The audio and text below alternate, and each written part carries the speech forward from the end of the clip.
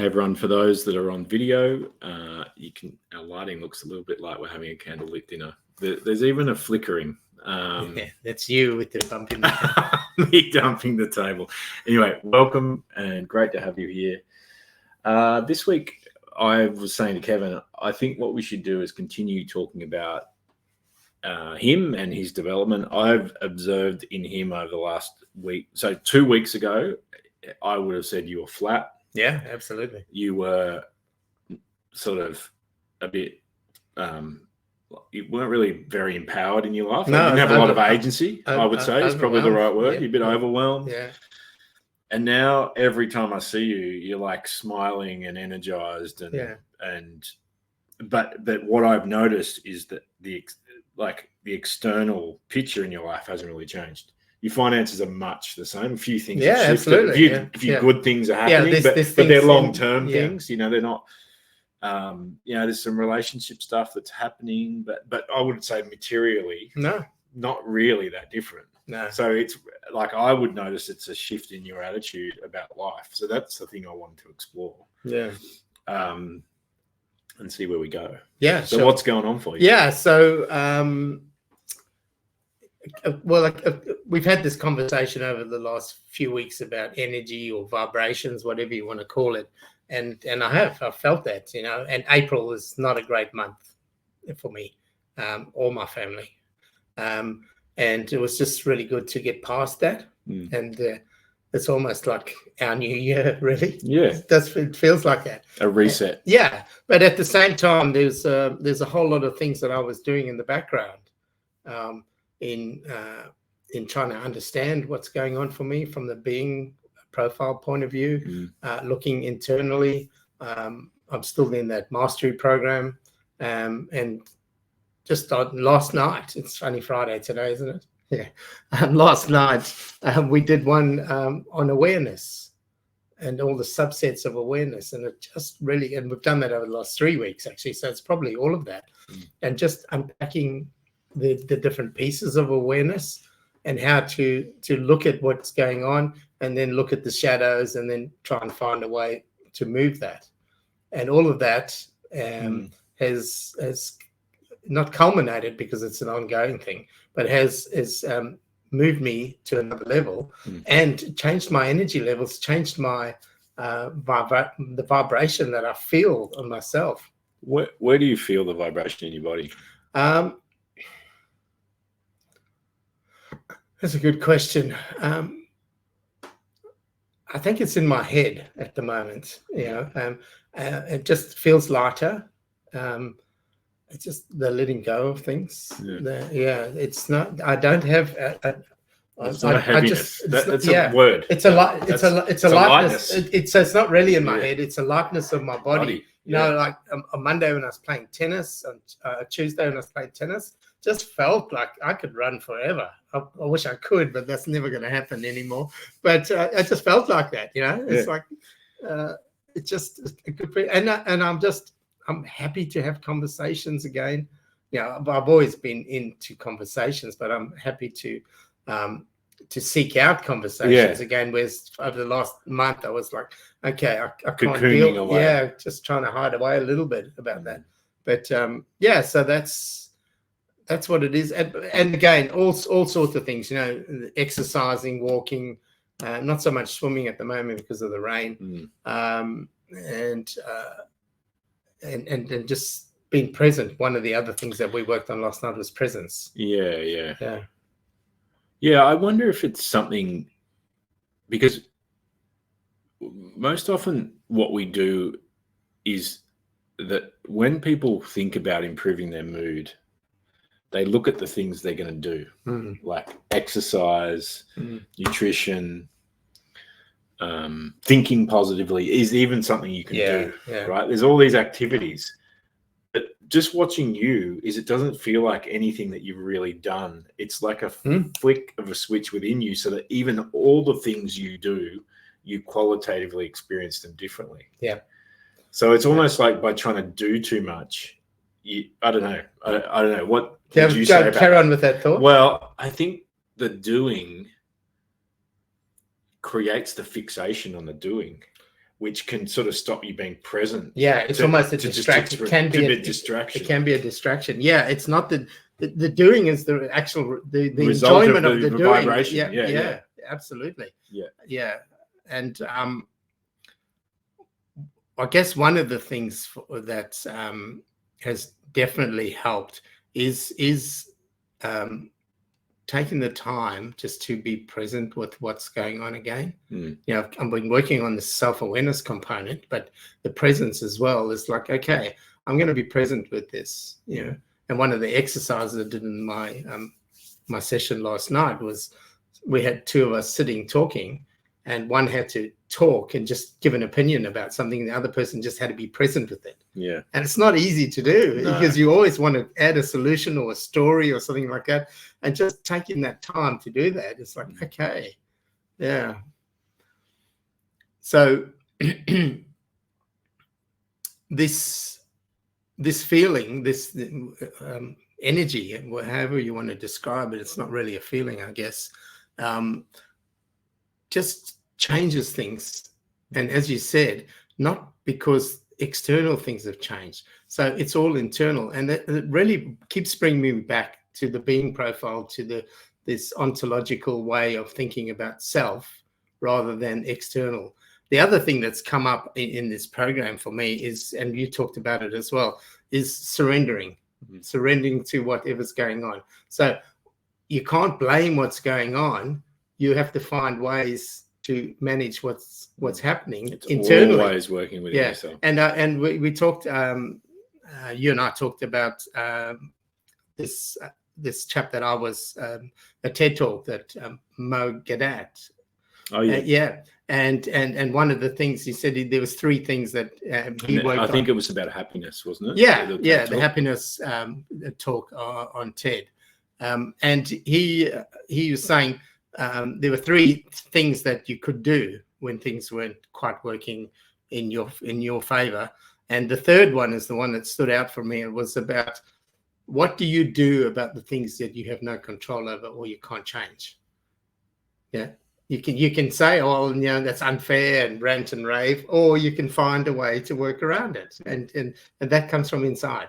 And that's really what's happened for me. And I think 2 weeks ago, I was talking about the whole idea is I have tried to learn to train myself to appreciate them, to appreciate all things. Yeah.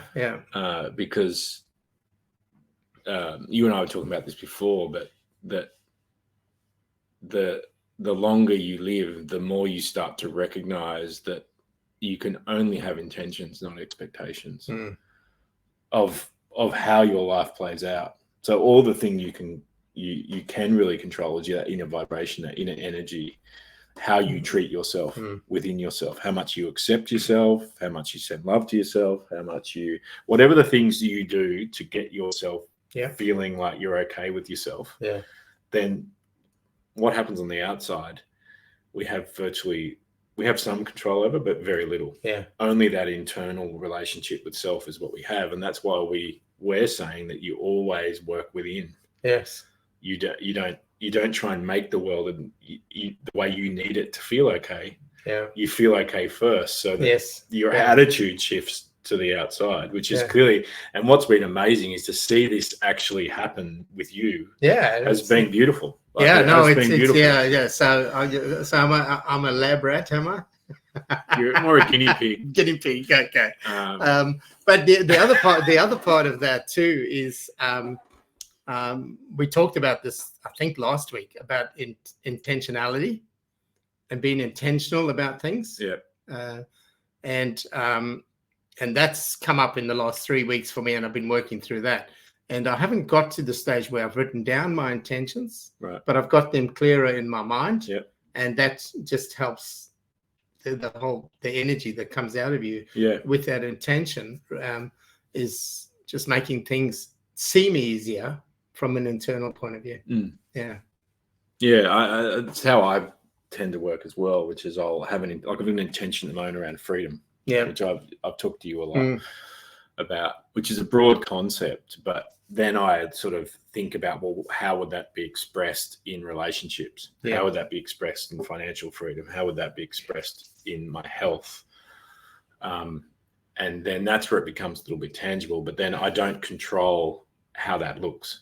I just have an intention, like I was talking about the travel one, about the way, and then I see what comes out. Exactly. But I've got to say yes to whatever comes out. That's right. And you know, if going back to one of the previous sessions where we talked about things are not good or bad. Yes. Yeah. So you want the freedom, and if a health issue comes up, that's something you can't control, and you just part of life. There's ups and downs, and I've got to and there'll be consequences of the freedom, the travel freedom. Absolutely. There'll be, you know, it won't be. I absolutely realize that. Yeah. The second thing I thought we'd talk about with this was we touched a little bit on anxiety. And so when we have this conversation, it is never, if you're someone who has anxiety or have had anxiety, the intention of this next part of our conversation is not to say that you can easily address anxiety with some Jedi mind trick. No. It is an ongoing program that needs treatment, medical treatment. And if you do have anxiety, see a psychiatrist and a psychologist. But I think our contribution to it now is just to say, I guess, one of our perspectives on having had anxiety ourselves, how we see it in relation to where you're at. And we were talking about the definition of anxiety. You know, it's the future, worrying about something that may happen in the future, but it may well not happen. And how many times, and we said this, how many times does what we worried about not come to fruition? So often, you know, and we're talking in a layman's sense, because I understand anxiety for people that are really suffering from it. I get that. That's not what we're talking about. We're just talking from a day-to-day idea of trying to be with anxiety in that. Okay, so it's going to come up, and then you need to do something about it if you can. You know, and we're talking about the people that can't, or ourselves actually. And the thing for me, and I've got a medical examination coming up in a couple of weeks, and I've started that whole cycle. You know, it's like, what happens if? It's like, why don't we just wait, see what happens, and if there's something happening, then we'll deal with it, rather than, and that comes back again to the working around the things that you can't change. So I for me had a difficult conversation on you coming up the end of this week about the future of a relationship, and had to talk about something, and I think that was in my mind a little bit the whole week, but it wasn't hard really. But I had created, because the person was pretty much in alignment. There's a few things here or there, but I think if you are someone who has the tendency in your mind to be thinking about what the future would look like, and to be playing out scenarios of this might happen or that might happen, try to just relax more into your body rather than your mind, into the present, and be with what's in the present. And just, if you can start to cultivate that habit of the now, rather than be worried about either the past or the future, you'll probably find that a lot of the fear that comes from the thinking that you have, you can manage a bit more easily. Not saying it'll all go away, but you can probably manage it a bit more easily. Anyway, anything else you want to say on that topic? No, I think that covers it for us for the moment. Yeah, and as we know, this changes from time to time. Yeah, but it is just really amazing if you can just be with the anxiety, and know that it's just that overthinking that's trying to, there's all these different scenarios that your mind wants to play out. Well, you think about it with your heart thing, going to see the doctor, is you're bringing forward the pain. Yeah, exactly. In your mind. Yeah. and there may not even be any fucking pain. Exactly. There may not even be a problem, but you're bringing it forward in your mind. Yeah. And going to suffer it over the next 2 weeks. Yes, that's right. Just purely because of your mind. That's right. Like, it's kind of crazy. That's just what I need more. I just want more suffering. Yeah, that's right. It just doesn't make sense. Yeah, if you can deal with it. Yeah. Well, I mean, I think sometimes you kind of need that pointed out to you, don't you? Oh, absolutely. It's something you can't control anyway. Anyway, hope that's been useful. As always, great to chat to you all. If you know of anyone who, in listening to this, would benefit from our conversation, from any of the content that we put out, then please forward it to them. Encourage people to subscribe, because that's what keeps us going. We love your support, and take care. Bye for now. Next time.